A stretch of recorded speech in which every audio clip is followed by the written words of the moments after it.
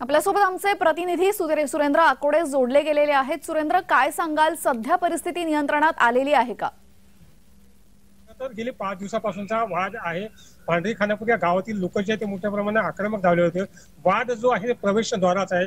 प्रवेशद्वाराचा जो ठराव आहे ग्रामपंचायत मध्ये मांडण्यात आला होता आणि ग्रामपंचायत मध्ये या प्रवेशद्वाराला डॉक्टर बाबासाहेब आंबेडकर नाव देण्यात यावं अशी मागणी सुद्धा ठेवण्यात आली। प्रवेशद्वाराचं काम जे आहे ते पूर्ण झालं होतं। मात्र ज्यावेळी अंतिम निर्णय आला तेव्हा दुसऱ्या गटाने, गावातील दुसऱ्या गटाने जे आहे या प्रवेशद्वाराला डॉक्टर बाबासाहेब आंबेडकर नाव देणं टाळलं आणि त्यावरूनच हा जो वाद जो आहे तो झाला। 5 दिवसापूर्वी हे सगळे आंदोलनकर्ते जे आहेत अमरावतीमध्ये जिल्हाधिकारी कार्यालयामध्ये आले होते।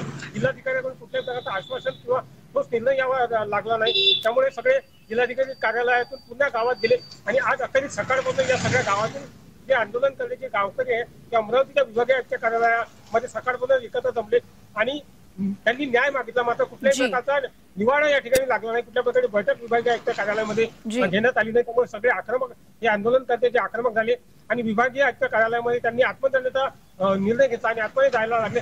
त्यावरून पोलिसांमध्ये आणि या आंदोलनकर्त्यांमध्ये चकमक झाली आणि पोलिसांना अश्रुधूर सोडावा लागला, लाठीचार्ज करावा लागला।